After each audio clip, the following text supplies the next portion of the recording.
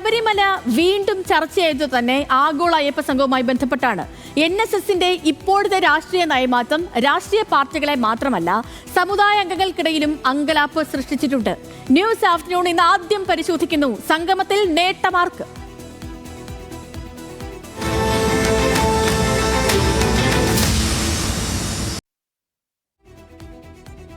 ആഗോള അയ്യപ്പ സംഗമത്തിന് പിന്നാലെയുള്ള രാഷ്ട്രീയ നിലപാട് മാറ്റം പെരുന്നയിലെ പൊതുയോഗത്തിൽ നാളെ G. സുകുമാരൻ നായർ വ്യക്തമാക്കും.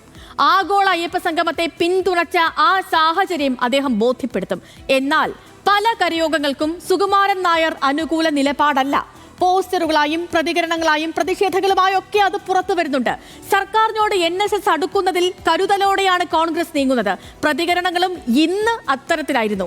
സമദൂര നിലപാടിൽ എന്തിന് ഞങ്ങൾ ഭയപ്പെടണമെന്ന് VD സതീശനും സംഘടനകളെ ഞങ്ങൾ വെല്ലുവിളിക്കാറില്ലെന്ന് KC വേണുഗോപാലും പ്രതികരിച്ചു.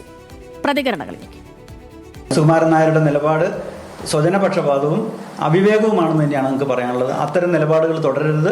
അതിൽ നിന്ന് അദ്ദേഹം എത്രയും വേഗം പെട്ടെന്ന് പിന്തിരിയണമെന്ന് തന്നെയാണ് ഞങ്ങൾക്ക് അഭിപ്രായപ്പെടുന്നത്. ഇവിടെ രാഷ്ട്രീയമില്ല, മതമില്ല, ജാതിയില്ല, യാതൊന്നുമില്ല ഞങ്ങൾക്ക്. പക്ഷേ നിലപാട് വേണം. ആ ഒരു നിലപാടിൽ നിന്ന് NSS പോലെയുള്ള ഒരു സംഘടന വ്യതിചലിക്കുക എന്ന് പറഞ്ഞാൽ അത് അത്യന്തം ഖേദകരമാണ്. അവർ സമദൂരമാണ് സിദ്ധാന്തം, അവരുടെ സമദൂര സിദ്ധാന്തം അത് തുടരുമെന്ന് അദ്ദേഹം വ്യക്തമാക്കിയിട്ടുണ്ടല്ലോ. പിന്നെ എന്തിനാണ് അതിൽ ഞങ്ങൾ അസ്വസ്ഥരാവേണ്ട കാര്യം? എന്താണ്? കർമ്മങ്ങൾ കൂടി ആലോചിച്ചിട്ട് ഇത്തരം ശ്രമങ്ങൾ നടത്തുമ്പോൾ എന്താണ് ഫലമുണ്ടാകുക എന്നുള്ളത് കാത്തിരുന്ന് കാണുക. ജനങ്ങൾ വിഡ്ഢികളല്ല. കാരണം അവർ ചെയ്ത കാര്യങ്ങളെല്ലാം പബ്ലിക് ഡൊമൈനിലുണ്ട്. ഞങ്ങളാരും സമുദായ സംഘടനകളെ വെല്ലുവിളിക്കാറില്ല. ഞങ്ങളാരും ആരെയും അപകീർത്തിപ്പെടുത്താറില്ല. ഇതെല്ലാം ചെയ്തത് CPM-ഉം ഗവൺമെൻറ്റുമാണ്.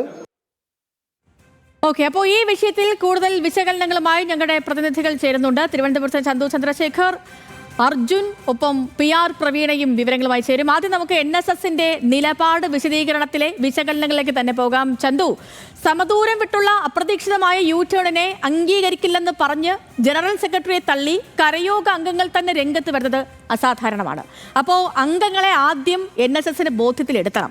നാളെ പെരുന്നയിൽ ജനറൽ സെക്രട്ടറി മാധ്യമങ്ങളെ കാണുമ്പോൾ എന്തു പ്രതീക്ഷിക്കണം? രാഷ്ട്രീയത്തിനപ്പുറത്ത് സമുദായാംഗങ്ങളെ സംതൃപ്തരാക്കി ഒപ്പം ചേർക്കാൻ കഴിയുമോ ജനറൽ സെക്രട്ടറിക്ക്? വിശ്വാസം സംരക്ഷിക്കാൻ കഴിയുമോ സുകുമാരൻ നായർക്ക്? Chandu,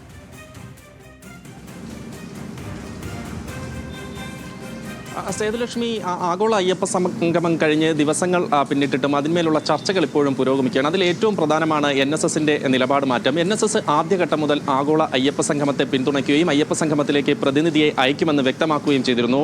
NSS vice president N. Sangeeth Kumar news മലയാളത്തോട് ആദ്യഘട്ടത്തിൽ തന്നെ പ്രതികരിച്ചത്, സർക്കാർ ഞങ്ങളോട് ഉറപ്പ് തന്നിട്ടുണ്ട്. അതായത് ശബരിമലയിൽ ശബരിമലയിലെ ആചാര ലംഘനം ഉണ്ടാകില്ല, ആചാര സംരക്ഷണത്തിന് വേണ്ടിയിട്ടുള്ള നടപടികൾ സ്വീകരിക്കും. മാത്രമല്ല ശബരിമല വികസനത്തിന് വേണ്ടിയിട്ടുള്ള നിലപാടുകൾ, നടപടികളൊക്കെ സർക്കാരിൻ്റെ ഭാഗത്തു നിന്ന് ഉണ്ടാകും. മാത്രമല്ല നേരത്തെ യുവതീ പ്രവേശനവുമായി ബന്ധപ്പെട്ട് എടുത്തിട്ടുള്ള കേസുകൾ, ആ കേസിന്മേൽ ഇപ്പോൾ ഒഴിവാക്കാൻ പറ്റുന്ന കേസുകൾ ഒഴിവാക്കുന്നു, അതിന്മേലുള്ള നടപടികൾ തുടരുന്നു.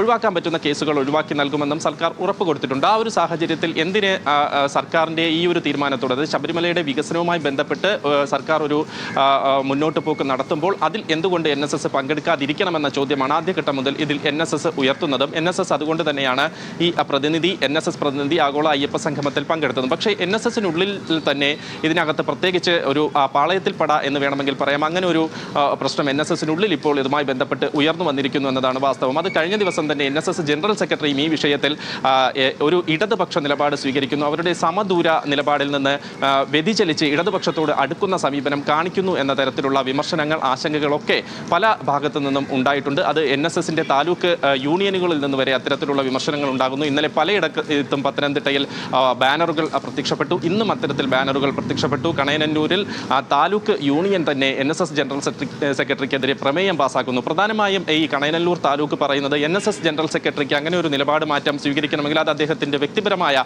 അഭിപ്രായമാണ്. മറിച്ച് NSSന് അങ്ങനെ ഒരു നിലപാടുണ്ടെങ്കിൽ അത് വ്യക്തമാക്കണമെന്ന് വളരെ വിമർശനാത്മകമായി തന്നെ ഒരു പ്രമേയം പാസാക്കിക്കൊണ്ട് തന്നെ NSS താലൂക്ക് യൂണിയൻ രംഗത്ത് വരുന്നു. ആ ഒരു ഘട്ടത്തിലാണ് പ്രധാനമായും നാളെ ഒരു പൊതുയോഗം പെരുന്നയിൽ NSS ആസ്ഥാനമായ പെരുന്നയിൽ സംഘടിപ്പിക്കുന്ന ആ പെരുന്നയിൽ പ്രധാനമായും ഈ അക്കൗണ്ട്സുമായി ബന്ധപ്പെട്ട ചർച്ചകൾക്ക് വേണ്ടിയിട്ടാണ് ഈ പൊതുയോഗം സംഘടിപ്പിക്കുന്നതെങ്കിലും നിലവിലെ ഈ ഒരു പശ്ചാത്തലത്തിൽ ഈ കാര്യങ്ങളൊക്കെ തന്നെ നാളെ NSS ജനറൽ സെക്രട്ടറി വിശദീകരിക്കും. അതിൽ പ്രധാനമായും NSS ജനറൽ സെക്രട്ടറി പറയാൻ പോകുന്നത് ഇത് തന്നെയായിരിക്കും. കാരണം മറ്റ് ഇപ്പോൾ BJP ആയിരുന്നാലും കോൺഗ്രസ് ആയിരുന്നാലും കഴിഞ്ഞ കുറച്ചു നാളുകളായി NSS ഇവരുമായി അകലം പാലിക്കുന്നു, അല്ലെങ്കിൽ NSS വേണ്ടിയിട്ട് അല്ലെങ്കിൽ ശബരിമലയ്ക്ക് വേണ്ടിയിട്ട് ഇവർ കാര്യമായി ഒന്നും ചെയ്യുന്നില്ല. ആ ഒരു സാഹചര്യത്തിൽ സർക്കാർ ഒരു നല്ലൊരു നടപടിയുമായി മുന്നോട്ട് പോകുന്നു. അതിൽ പ്രധാനമായും ശബരിമലയുടെ വികസനമാണ് അവർ മുന്നോട്ട് വയ്ക്കുന്നത്. അങ്ങനെ ഒരു വികസനവുമായി മുന്നോട്ട് പോകുമ്പോൾ അതിൽ NSS എതിർക്കേണ്ട കാര്യമില്ല എന്ന കാര്യമായിരിക്കും നാളെ ജനറൽ സെക്രട്ടറി പ്രധാനമായും മുന്നോട്ട് വയ്ക്കാൻ പോവുക. മാത്രമല്ല, നേരത്തെ യുവതീ പ്രവേശനവുമായി ബന്ധപ്പെട്ട് ആദ്യഘട്ടത്തിൽ പല രാഷ്ട്രീയ പാർട്ടികളും മാറി നിൽക്കുമ്പോഴും അതിൽ NSS ആണ് ഏറ്റവും മുന്നിൽ പ്രതിഷേധവുമായി രംഗത്തെത്തിയത്. അത്തരത്തിൽ എടുത്ത കേസുകളൊക്കെ പിൻവലിക്കാമെന്ന് സർക്കാർ, ഒഴിവാക്കാൻ പറ്റുന്ന കേസുകൾ ഒഴിവാക്കി കൊടുക്കാമെന്ന് ഉറപ്പ് നൽകിയ സാഹചര്യത്തിൽ എന്തുകൊണ്ട് നാളെ പ്രതീക്ഷിക്കുന്ന ഒരു കാര്യവും നാളെ നോക്കുന്ന ഒരു കാര്യവും തന്നെയാണ് NSSന്റെ ജനറൽ സെക്രട്ടറിക്ക് ഈ നയം മാറ്റം അത് മറ്റുള്ളവരെ ബോധ്യപ്പെടുത്താൻ സാധിക്കുമോ, എന്തൊക്കെയാകും ഈ നയമാറ്റത്തിൽ അദ്ദേഹം നൽകുന്ന വിശദീകരണം എന്നുള്ളത്.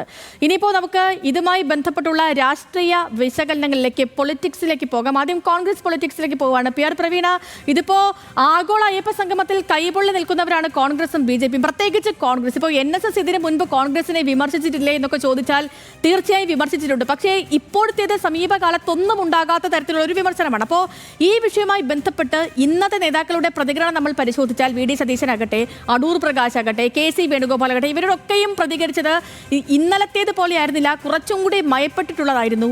ഈ സമദൂര നിലപാടിൽ ഞങ്ങൾ എന്തിന് ഭയക്കണം എന്നുള്ളതായിരുന്നു. അപ്പോൾ കൂടുതൽ പ്രകോപനങ്ങൾക്കൊന്നുമില്ല, ഒരു മഞ്ഞുരുക്കം കോൺഗ്രസ് പ്രതീക്ഷിക്കുന്നുണ്ട് അല്ലേ?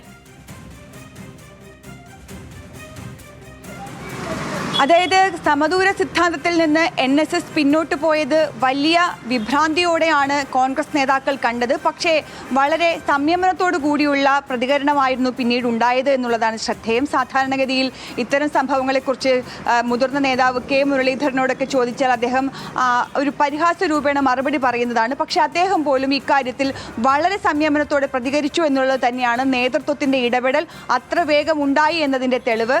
അതായത് ഇപ്പോൾ നേതൃത്വം എടുത്തിരിക്കുന്ന തീരുമാനം ഒരു കാരണവശാലും NSS നേതൃത്വത്തെ വിമർശിക്കേണ്ട കാര്യമില്ല. NSS അവരുടെ നിലപാട് പറയുന്നു, അത് അതേപോലെ പോകട്ടെ. പക്ഷേ കോൺഗ്രസിന് അനുകൂലമാകുന്ന നിലപാട് ഒരു തവണ എടുക്കേണ്ടി വന്നാൽ അത് അവരെ നേരിൽ കണ്ട് സംസാരിക്കണം എന്നുള്ളതാണ്. പക്ഷേ ഉടൻ തന്നെ നേരിൽ കാണില്ല എന്നുള്ളതാണ്. കാരണം ഉടനെ നേരിൽ കണ്ടു കഴിഞ്ഞാൽ ഒരുപക്ഷെ NSS ജനറൽ സെക്രട്ടറി അതിന് അനുവാദം നൽകാതെ വരികയോ ഇനി ഒരുപക്ഷെ കാണുമ്പോൾ എതിർത്ത് എന്തെങ്കിലും പറയുകയോ ചെയ്താൽ അത് വലിയ തിരിച്ചടിയാകും. അതുകൊണ്ട് ഉടൻ തന്നെ ഒരു കൂടിക്കാഴ്ച ഉണ്ടാകില്ല.